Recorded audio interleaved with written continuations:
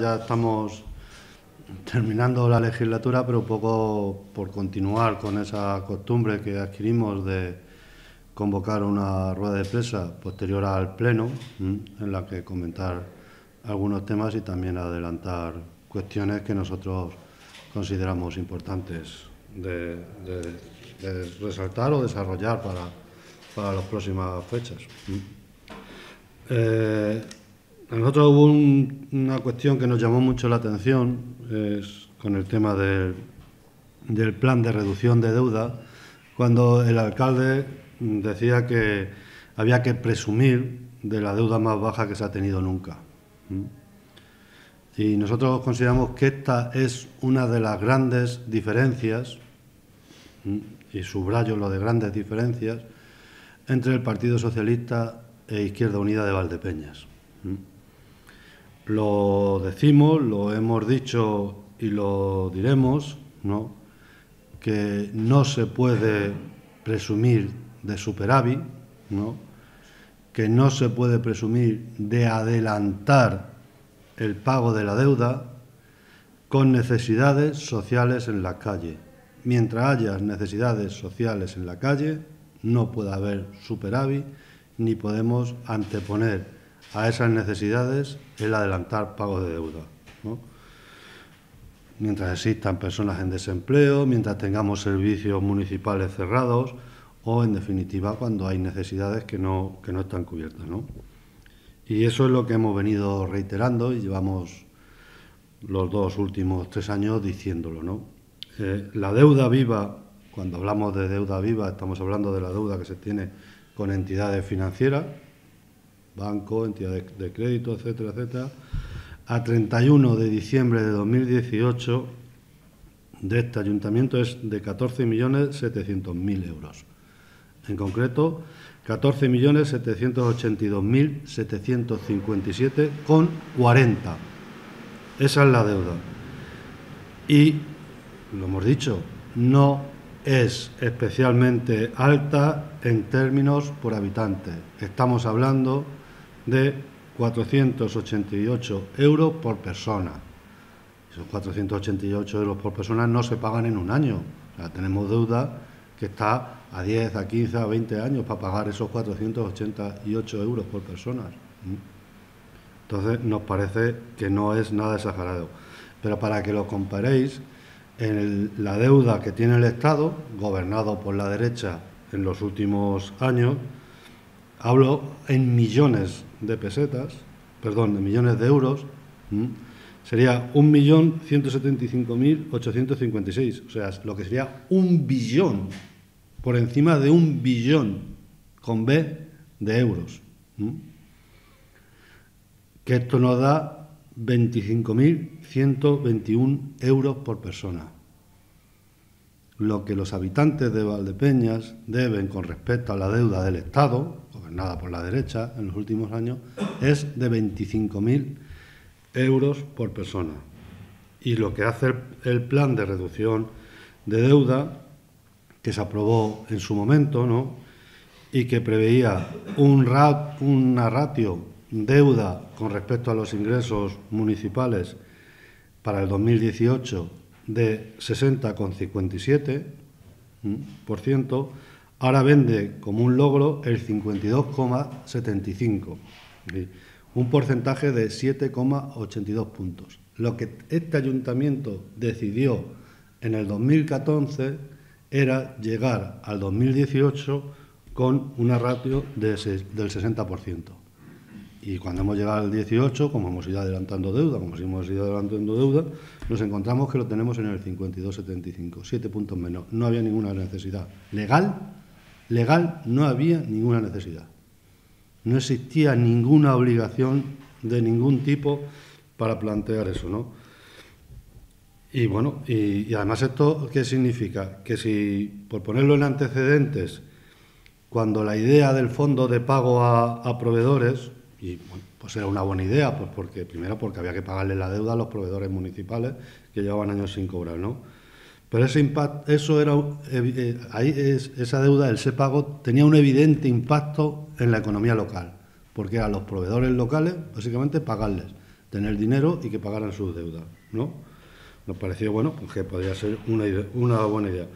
Pero lo que aquí se trata, una vez que ya pagamos, hace años, antes de 2014, la que pagamos ya, la deuda a los proveedores, lo que se trata ahora es de reducir una deuda con las entidades financieras.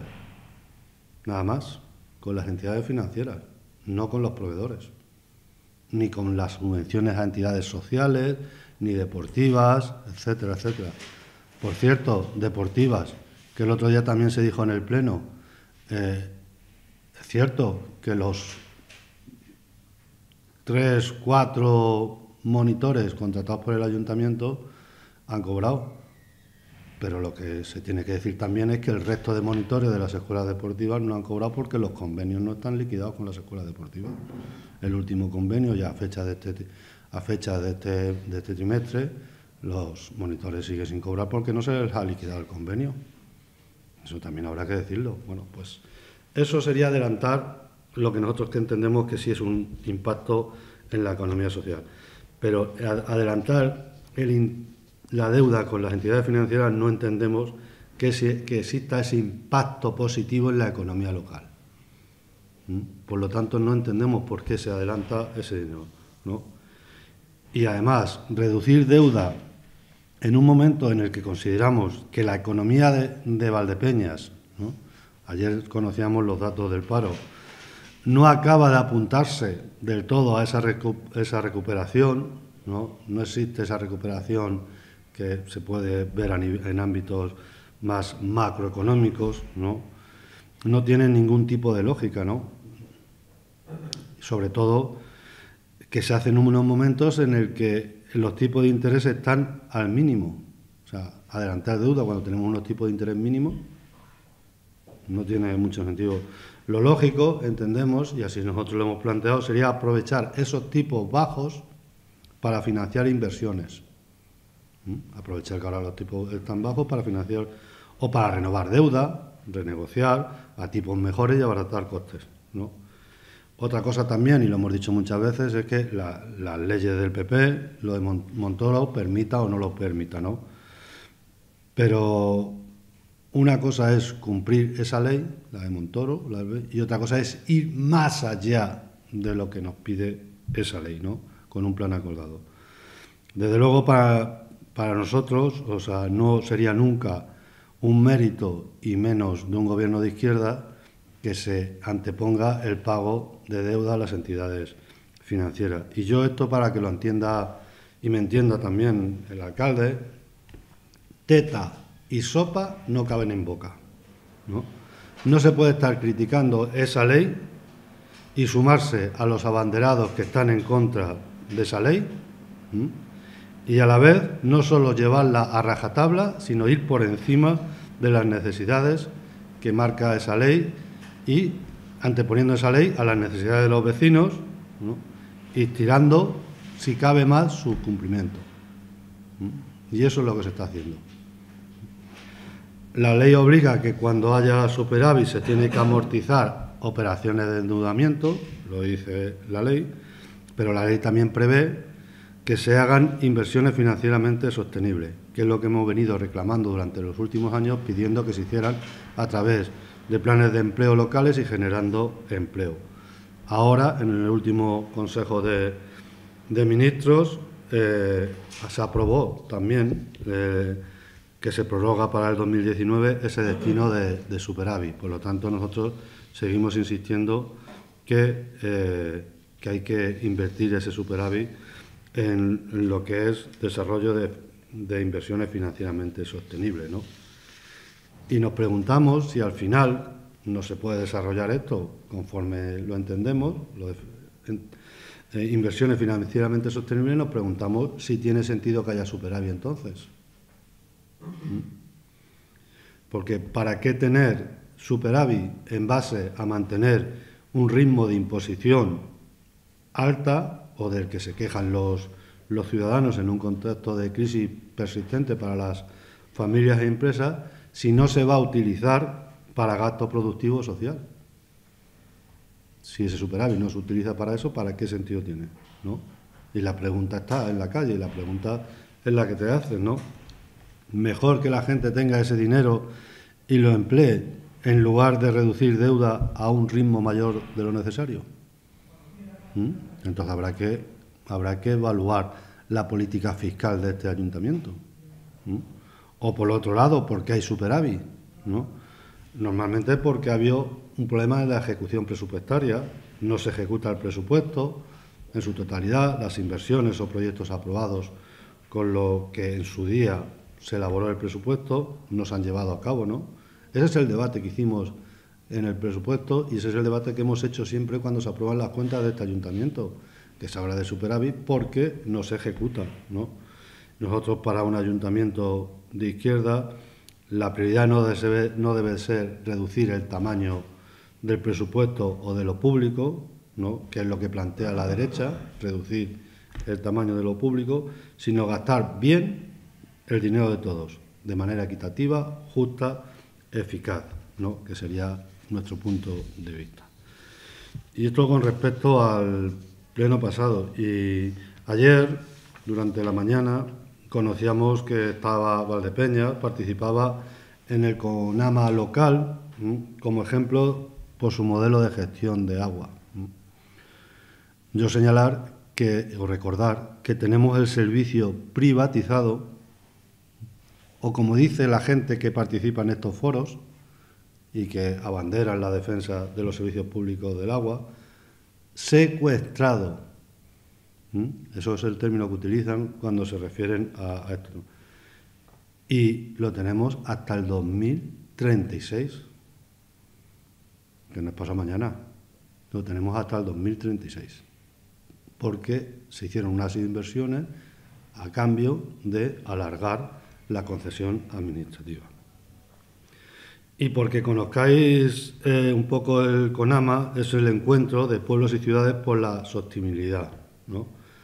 Y tiene como referencia el desafío relacionado con el cambio climático, la economía circular y lo que tiene que ver con lo que es la Agenda Global 2030, en lo que se trata, con esa agenda global, de movilizar todos los recursos posibles para caminar hacia un desarrollo sostenible, ¿no? En esto, la agenda local, o la agenda global, 2030, se dice que el liderazgo tiene que venir de los gobiernos locales, ¿no? Si no, es muy difícil, y así lo plantea, que se pueda cumplir la agenda 2030. Y nosotros, si hace unos días decíamos que la generación de empleo debe ser una materia prioritaria en el próximo gobierno municipal y que no cabe conformismo, hoy también decimos que conseguir un futuro sostenible para todos es igualmente de prioritario. Y en esto también nos tendremos que poner las pilas durante la próxima legislatura, porque es uno de los déficits que se ha tenido en los últimos años. Tenemos que revisar el parque de vehículos municipales, totalmente obsoleto, contaminante, y hay que ir a cambios de combustible, ¿no? Hay que ir a vehículos eléctricos o que planteen energías limpias o respetuosas con el medio ambiente, sobre todo para reducir las emisiones contaminantes. Las ordenanzas municipales se tienen que adaptar y hay que plantear bonificaciones que ya existen, las planteamos, pero que hay que avanzar en ellas, sobre el impuesto de vehículos que más contaminen,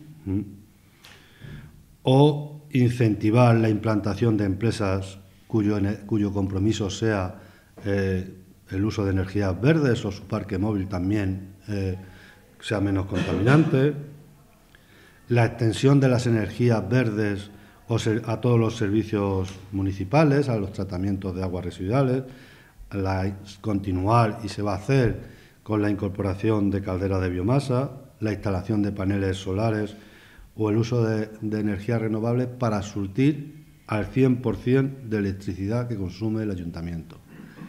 Toda la electricidad que consumen los edificios públicos municipales, mínimo, debería ser limpia. Y hay ayuntamientos que ya lo están haciendo, incluso con las que tienen que ver con las vías las calles, ¿no? Bonificar, que eso no lo hemos conseguido por haberlo presentado varias veces en el debate de ordenanzas fiscales, pero no lo hemos conseguido, bonificar el uso de instalaciones de paneles solares en los domicilios particulares o en empresas a través del IBI. En definitiva, que la preocupación, inquietud y compromiso con las cuestiones medioambientales tiene que situarse, y hasta ahora no lo ha hecho, en uno de los primeros renglones de nuestra agenda social, política y ciudadana para la próxima legislatura. Si no, de nada sirve ir a esos foros donde se está hablando de otra cosa de la que nosotros en ningún caso podemos presumir.